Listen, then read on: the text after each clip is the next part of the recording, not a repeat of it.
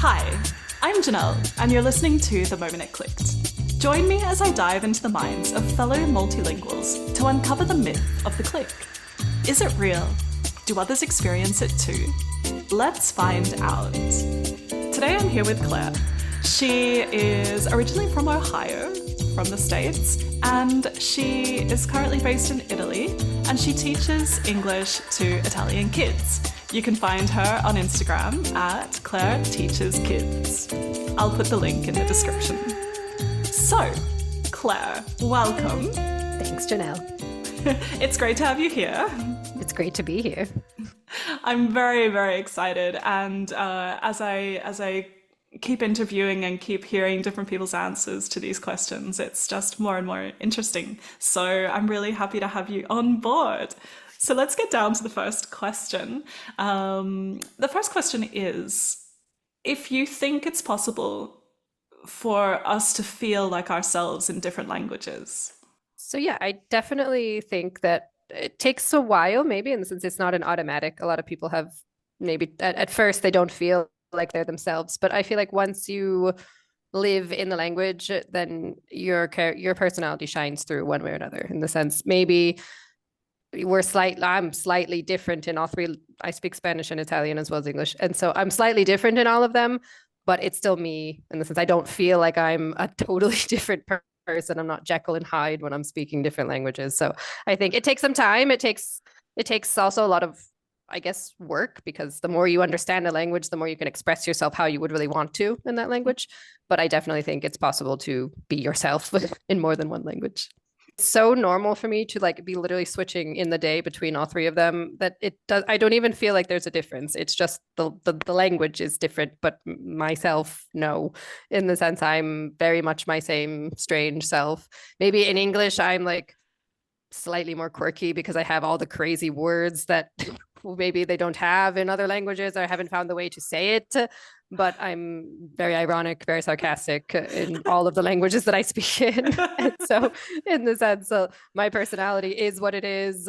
I'm quiet in all my languages. I'm shy in all my languages, in the sense I am. Maybe at first, when I was first learning Spanish, I felt much more like rigid. But as soon as I kind of got into like, okay, now I can communicate. And then there was no difference passing back and forth. The language just becomes a means of communication, but not a different like hat that I'm putting on, if you will. I love the words that you use to describe it. You know, you are the same person, it's just a different means of communication, you know, so the language you use is different, but you continue being the same person. So in that way, I mean, it sounds like you've sort of more or less felt a click in your languages, because you said that in Spanish, for example, you know, at first you were kind of rigid, and then you reached this point where you could sort of just be yourself. And I wanted to ask if that was something that you would describe as a click. Was it something that you could pinpoint, or yeah, tell us more about that moment? So I think in the sense, I'm not sure about the personality thing, because I don't feel like I ever really suffered with not feeling myself. It was just not being able to communicate how I wanted. But the click where I realized that I was like, okay, I can actually like speak Spanish, was pretty much when I or started dreaming in Spanish, or also could understand jokes. Because once you can understand, and since I feel like it was kind of like I don't think they were in the same moment, but probably in the period of weeks, months, I don't remember. But I feel like, yes, when your subconscious also starts to like react in that language, then you're like, I actually do speak, and I actually do understand, I suppose, more the language that I'm actually trying to learn. And so you don't feel like it's not just from a book anymore. It's like, okay, you actually get life. So if you get jokes, you get life. And if you dream, it because your brain has understood that there's another language in there. So that was probably like the click where I was like, aha, it's there. And do you feel that as well in Italian? Has that same thing happened, or how did Italian enter into the mix? So I was in Spain for 10 years. So my Spanish is probably better and will forever be better than my Italian, because my like goal in life was just to become Spanish essentially at that time. And so then I moved to Italy when I was 26 or 27, I don't remember.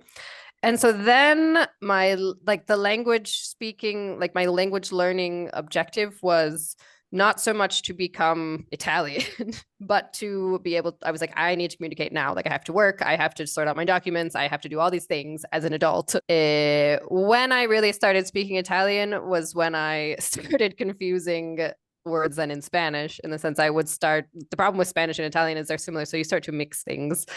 And so I don't even know what I dream in anymore, honestly, in the sense, because I feel like it's just like a strange mix of both of them. So with Italian, it was slightly different just because it was like faster and more like, okay, I need to be able to communicate. If I'm not perfect, whatever, I don't care anymore. I need to be able to like live my life in the sense. And Yeah. I'm still a language nerd and like don't like to make mistakes and like to sound more natural, but I don't care as much in Italian as I did with Spanish. I didn't want to sound like an American in Spanish. That was my like big thing. Yeah, tell me more about that. Tell me because you've just mentioned it again, but you said, back then, back when you first started learning Spanish, it was like your goal to become Spanish almost. So, like, can you tell us a bit more about that? So I grew, and since I think I grew up always like hating the United States because my dad's English, and my parents both lived in Europe when they were younger, and then they moved back to the States when they had us. But I had this kind of in the house, I guess there was this kind of idea of like there is a world out there and the United States is just stupid in the sense. And so when I got to Spain, I was like, okay, my goal isn't even to like speak perfect grammar, it's to sound Spanish. And so I worked so hard on my accent. And I didn't want to be just like a one language person. So I was like, okay, I'm going to become bilingual. This is going to make me like better. I don't know. This is my goal. I was like, I don't know what I'm doing with my life. I was like 18. I'm like, what am I doing with my life?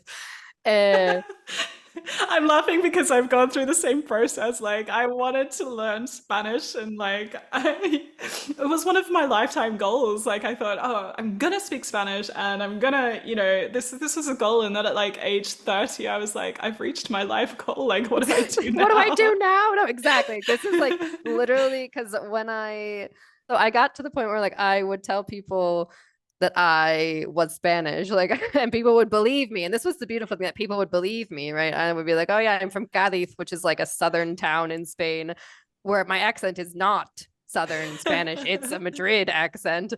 And I had dreadlocks, and so it was kind of just like people were like they would just go along with it, but like Nobody was gonna question you. and then they were like, okay, whatever. And so like I got to that point where like people would believe that I was Spanish if I wanted them to.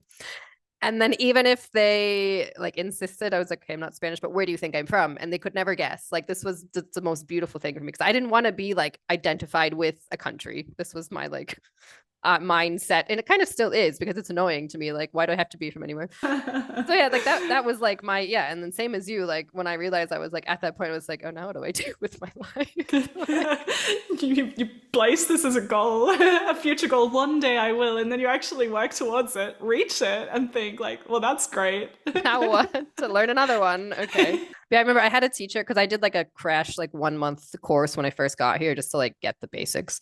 And I remember my teacher telling me, she was like, you'll never speak perfect Italian like somebody, like we had a lot of like Arabic kids in our class. And she was like, you'll never speak perfectly like them because you'll always fall back on the Spanish, or in the sense you'll always have that mix with Spanish, whereas they have nothing to compare it to. And I always remember that. I was like, how dare you tell me I'll never be perfect in Italian? It's my second lifetime goal. But I understand what she means because even now, like I went back to Spain just last week, and the first day I'm always like, blah, blah, blah. And then after a day, I'm back to like my Spanish 100%. But there's always little words that like slip that I want to say, and I'm just like, oh, I can't. Yeah, yeah. So, It's so true. So, how would you describe like what emotions do you feel when you speak your different languages? so it's fun in the sense that maybe I'm a language nerd. I don't know, but it's fun. I feel like as a child, I was shy and very insecure. And I feel like when I learned Spanish first, that gave me so much confidence in myself. Like I was like, oh wow, like I can do something that not everybody can do. Okay, half the world speaks Spanish and English, but in my mind, I was like, I have learned something that allows me to do something that not everybody can do, in the sense, and like I live in another country all by myself, like, and so I really feel like that gave me the confidence to then I think even do other things. And it was the same with Italian. Like once I, even now people are like, oh my God, you're American? What? Like they maybe don't think I'm Italian, but they don't have any like connection to the me being American. They're like, your Italian's really good. And I feel like that gives me that like extra little like confidence boost, not just to speak, but like to do things, like have a business in Italy and like do things like. And so I think on a deeper level, like learning a language really helped me like come out of my shell and like become not my full potential, but like help me kind of get to the point where I'm like, okay, I don't have to be insecure about everything in my life. Like I'm actually capable of doing things that are not so easy. Yeah. I mean, you say it almost flippantly, but it has got so much depth to it. And like point here in the sense, because I don't mean being perfect in the language, like the fact just be in sense to me, okay, yes, with Spanish it was like my obsession, I'm a perfectionist, okay. But even before I was perfect, like the fact that I could understand like an entire song that I had been listening to for like a year and I understood all the words, like it was just like, wow, like you're so cool, like you understand it, like. And then like being able to, you know, have that phone conversation, because that's difficult in another language, having that phone conversation and having it go well, like it just gives you that like boost of confidence. And it's strangely sticks around in the sense it stays with you. It's not like automatic, like it stays with you for the day or for the week, depending on like, you know, if you have a big presentation or something. So even I feel like a lot of people are like, oh, I have to be perfect before I can speak. It's like, no, because you'll, you know, hit those little, you'll get those little successes as you're going, which then makes you feel better, makes you feel more confident. And then at the end of the day, then, okay, you've arrived to this point where you're like, oh, wow, I actually can communicate. And that's really cool. Yeah, I feel like absolutely. we get stuck on that like perfection. And I know this because I teach as well. So lots of my students, more my when I taught adults, but they were always like, Claire, like I don't know all the phrasal verbs, so I can't speak. Like, what does that even mean? Like, I don't know all the phrasal verbs. So like, who cares about the phrasal verbs? Purists out there will be like, Claire, stop talking. No, no. Enjoy the journey more, because then once you get to the point where you're like, what am I supposed to do now with my life and my languages? So yeah, enjoy the journey more. I feel like we should meet back in like 5 years' time and be like, so, what did you do? Yeah, what are we doing now? Like, what new language have you started? Because what have you like? I'm still not out of my Italian perfectionism yet, but have to start a new one.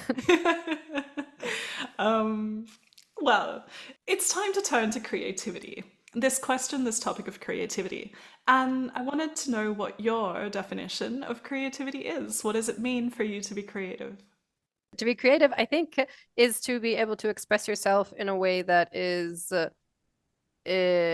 very much individual to you, in the sense, be it, okay, you can be creative painting, you can be creative singing, you can be creative writing, you can be creative creating like wooden things, I don't know, like making things.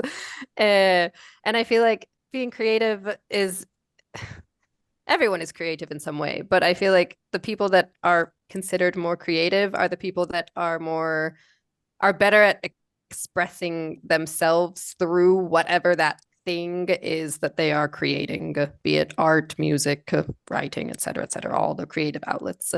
That's kind of how I would see it. Okay. Yeah, interesting. Even like business is creative. Like some people are creative in coming up with business ideas. Some people are creative in coming up with like problem solving for. So I feel like anyone can be creative in their own way. And then, like I said, then it depends how you channel it and what you do with it. Totally, totally. Yeah, interesting. Very interesting. Do you think that speaking another language or two or three or four languages makes you more creative?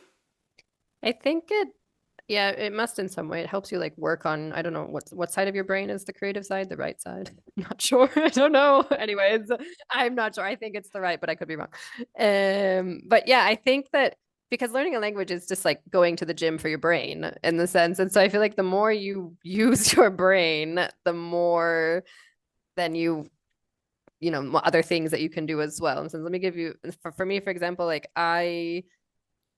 in school, I hated writing. Like I hated my English. I didn't hate my English lessons, but I hated writing. Like I hated essays. I hated all that stuff that we had to do in English at school. But then in Spanish, I started studying Spanish literature and reading and short stories. And I started writing in Spanish. And I was like, oh, I like this and I'm good at this. And it's fun for me. And so I feel like that And now in English, now that I do a lot of my work in English, like write a newsletter, more work, I don't have difficulty writing anymore in English, whereas I did before. And I feel like that going through Spanish probably helped, in the sense it probably helped me like open that box in my brain of creativity, if you will. Yeah. And out of the three languages that you speak, English, Spanish, and Italian, which would you say is your most creative or the most creative? So probably we'll stick with Spanish there because of this writing and sense. And I just feel like I don't know if there's more. I mean, I no, yes, it's mostly with writing, but also with speaking. Like Spanish, is such a like.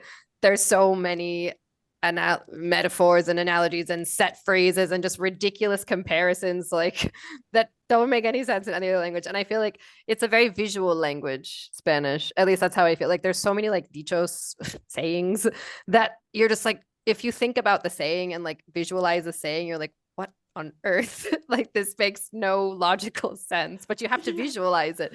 So I feel like Spanish is just, and that's for writing, it just sounded beautiful. It was much easier, like flowy, and just you can use so many more words in a sentence. Like in English, we're like short and sweet, which is fine. It's a good thing. But when you want to write, or when you want to, be eloquent and speeches, I don't really like speaking, but writing, yes. And I feel like Spanish definitely is my like, that's the creative box in my brain. It's so funny how you mentioned that about writing, because I find my Spanish speaking students are so they love commas. They use commas for everything. Everything, like there are no full stops, there are no other types of punctuation. It's like the love of the comma, and I'm always going in and being like, okay, let's make this more interesting, because we have to take a breath. I don't know, in English we breathe, and it's so funny. It's such an interesting style of writing where you have yeah. Like a sentence, it's like half a page. Yeah. Like, whoa. We need to put some limits here. Yeah. So I find that quite funny. Like just and it's curious in different languages as well. That I have to ask others, other native speakers of other languages how their writing style compares to English. But yeah, definitely we are shorter and sweeter, and we have a different style of writing. So it's interesting. Language is an expression of culture at the end of the day. That's how I see it. So, with all of this in mind, if you were a person who was operating a business or had started a project in Spanish, for example, or in Italian, even in either of the languages other than English that you speak, what do you think would motivate you or motivate that person to transform their business or their project into English? Definitely like the connection, in the sense, not yes, okay, you would do that to then be able to reach more people. But all the business things aside, I feel like the point of being able to reach more people is the point of being able to connect with more people in the language that they speak. So you're going to open up the possibilities, but you're also going to create so many more beautiful connections. And that, I feel like, why do we learn a language, and why do we do things in another language? Obviously, yes, you want to make money and, grow your business and all these things. But I think it all boils down to, you can do it all with AI and not have to learn and not have to transform anything nowadays. I feel like you can't do it all with AI, but there are tools to do it where you don't really have to be involved in the language, which is what many big companies do, in the sense they have products and everything is translated into all the languages and it's fine.